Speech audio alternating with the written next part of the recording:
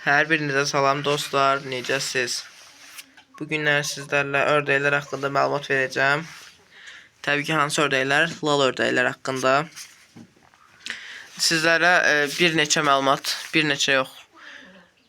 neçələrlə məlumat yazmışam, neçələrlə özü cümləyə bax. Təbii ki, tək yazmadım bu məlumatları, yəni 3 nəfərlə biz bu məlumatları hazırladıq. İndi mən sizə sunacağım bu məlumatları. Təbii ki, hər biri mənim bildiklərimdir. Birdən bir adamın ağlına düşmür. İndi bəziləri ola bilir, bilmədiklərim ola bilir. Onların bilmədiklərini mən deyirəm, mən bilmədiklərim onlar deyir. Yəni bir-birimizi tamamlayıb məlumat yazmışıq bir sürü.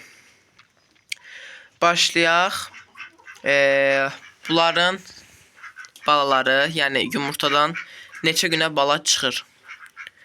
Lal ördəklər 35 gün ərzində bala çıxarta bilən bir heyvandır. Yaxşı oturmasa əgər 40 günə kimi çıxa bilər bu müddət. Amma ortalama çıxış müddəti 35 gündür. 35 günün sonunda balalarımız çıxmış olacaqdır. Bunların cinsiyyət ayrımı haqqında da danışaq. Biraz məlumatlar oradan buradan olacaq, amma heç nə olmaz. Əsas məlumatdır. Cinsiyyət ayrımı erkək və dişiləri ayırtmaq üçün nə etmək olar? Biraz belə qanadları təzə bitməyə başlayan vaxtı hardan bilmək olar? Erkəklərin qanadı daha gec bitir. Uc hissəsi yəni bitmir. Bu dib hissələri bitir. Yəni gec bitir də dişidən daha gec bitir qanadları. Böyük olduqda isə cüssəsinə görə, yəni böyüklüyünə görə erkəklər dişidən 2 qat böyük olur. Buradan da çox rahat bir şəkildə bilə bilərsiniz. Həmçinin o başlarının üstündə olan qırmızı rəngli ət var, ondan da bilmək olar. Bu qazların səsi də qurtarmadı, başım getdi səslərdən. Harada qalmışdıq? Pipikləri var, o qırmızı rəngdə ət olur başlarının üstündə. Dimdiklərin uc hissəsində, dib hissəsində. Oradan bilmək olar, yəni erkəklərin daha böyük olarkən o ət, pipik, dişlərdə daha kiçik olur. Keçək digər məlumatımıza.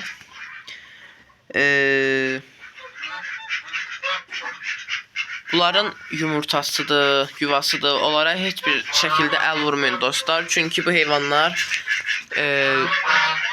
kiminsə başqa bir canlı tərəfindən, insanmı, heyvanmı tərəfindən yumurtalarına toxunuldusa, yuvası dəyişildisə, bunlar küsə bilən bir heyvandılar. Küsürlər çünki. Sevmirlər ki, başqa bir insanmı ya heyvanmı girsin bunların yuvasına, qurdalasın, dağıtsın, dəyişsin yuvaların. Heç sevmirlər. Bu xasiyyətləri var bunların. Digər bir məlumatımız. Bunlar niyə adları lal ördəkdir deyək? Lal ördək deyil əslində. Bir çox adı var. Türklər fərqli adlardan çağırır. Məsələn, Amerikan ördəyi deyirlər. Və digər fərqli adlar da var. Onları saymayım sizlər üçün. Bunlara niyə lal ördək deyilir? Lori dildə desək. Çünki səsləri yoxdur. Fısıltı ilə, tısıltı ilə bir dənə bu səslər var. Bala vaxtı ola bilər biraz səsi çıxsın, amma böyüdüyü zaman fısıltıdan, tısıltıdan başqa bir səsləri olmur bunların. Adı üstündə lal ördək. Bunların çəkilərinə gəlsək, erkək ördəklərimiz 3 kilodan 5-6 çox yaxşı baxmaq demək cinsindən əlaqəlidir. Cinsi, yəni o yazımdan çıxdı, krasnodar cinsidirsə 7 kiloya qədər çıxa bilir. Dişilərdə isə 2 kilo, 3 kiloya kimi çıxa bilir bu çəki. Ortalama bunlar il ərzində 3 dəfə kürt otururlar. Yəni yumurtayırlar 3 dəfə, 3 dəfə də kürt otururlar il ərzində. Təbii ki, bunların balalarını alsaq, ayırsaq balalardan bunları 4, nadir hallarda 5-ə kimi qalxa bilir bu oran. Çünki bu heyvanların analıq hissiyatı, instinkti çox yüksək səviyyədədir.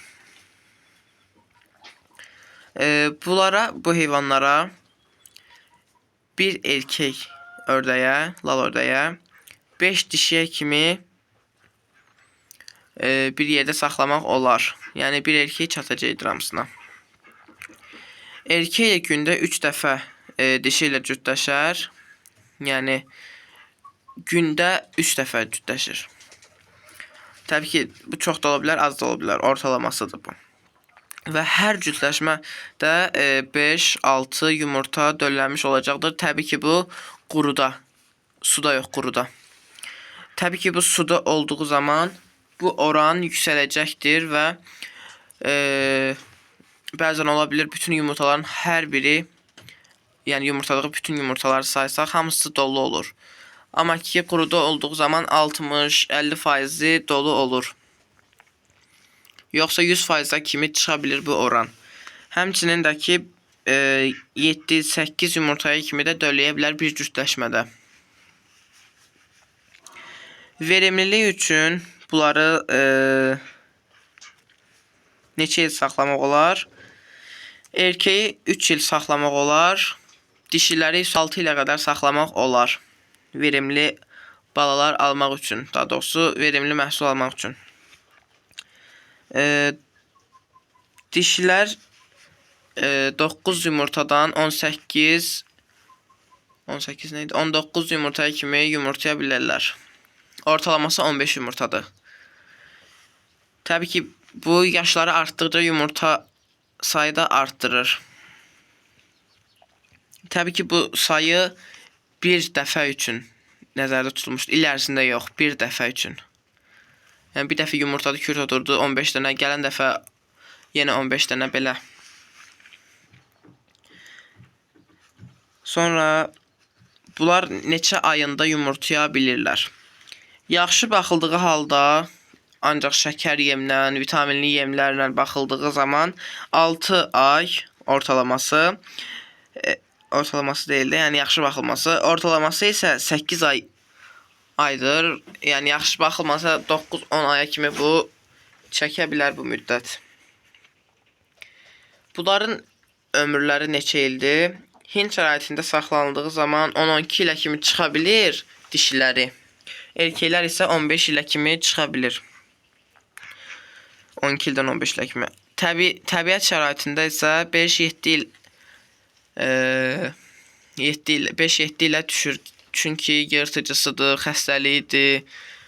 Ola bilir deyə biraz ömürləri az olur təbiətdə.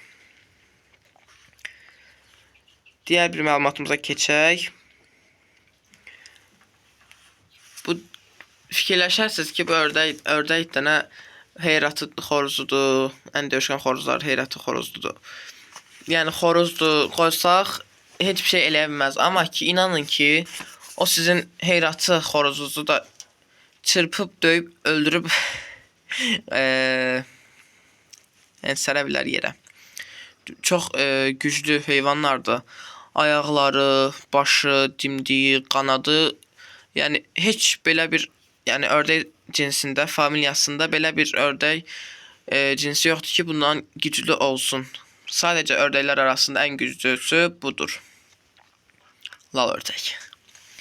Təbii ki, dişiləri erkəkdən daha biraz zəif olsa da erkəkləri çox güclü olur bunların.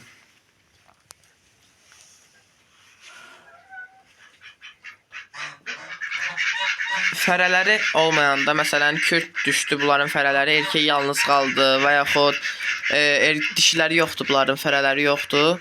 Toyuqlar həmçinin dişi olmasa belə, yəni o qızğınlıq dönəmi var. Avqust nə idi? Tövbə estağfurullah. Çaşdım. Yanvar, fevral aylarında bunların qızğınlıq dönəmləridir. Yəni cütləşmə dönəmləri. Bu aylarda onların yanına toyuqdur, hər hansı bir heyvanın dişisini qoymaq olmaz. Çünki onlara cütləşmək istəyi ilə zərər verib belin qıra bilər. Yəni ziyan saxlamayın, yanına verməyin, qoymayın toyuq.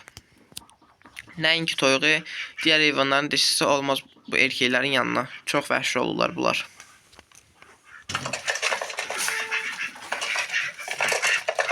Keçək digər məlumatımıza. Bunların yemlənməsi haqqında hansı bitkiləri yeyirlər bunlar, hansı yemlərini yeyirlər. Buğda, arpa, qarğıdalı olmadı. Nə versəz ac qaldığı zaman onu yeyirlər. Məsələn, çörəkdir, kəpəkdir. Nə tapdınız da? Bunlar otu çox sevən heyvanlardır. Yəni ac qalsalar belə otla qidalana bilirlər. Bunların balalarına nə vaxt buğda vermək olar? Yəni şəkər yem, cücə yemindən nə vaxt buğdaya keçmək olar?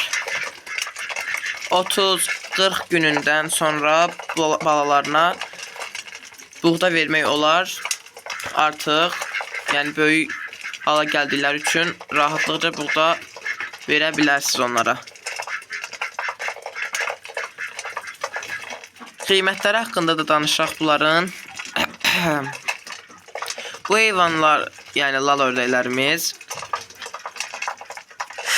cinsləri çoxdur. Çox deyilməyək, müxtəlifdir. Məsələn, bu zümrüdü dişi, krasnodar dönmə, bu qəfəklər, o qaralar yerli. Sonra var Macar sortu, ağ rəngi var, lavanda var. Çoxdur yəni bunların cinsi. Təbii ki, bunların yerli sortdan gedir söhbət. Balaları 3-5 manat arası dəyişir. Hər bir zonaya fərqlidir. Yəni hər zonada fərqli qiymətlər olur. Böyüklərində isə cinslərinə görə dəyişsə də kəsilib satıldığı halda bu cinsinə baxmır. Əsasən çəkisinə baxır. Dişilər 12 manat civarlarında olduğunda erkək 10 manat civarlarında olur. Bu niyə erkəklər daha azdır? Yəni daha ucuzdur. Fikirləşəcəksiniz ki, əti pisdir deyə. Yox.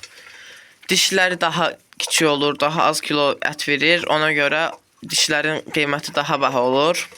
Erkəklər daha ağır olduğundan biraz ucuz olur dişlərə nəzərən. Baxın, qarğıdalı vermişdim, yeyib bitirdilər. Qarğıdalını da rahatlıqca verə bilərsiniz bunlara.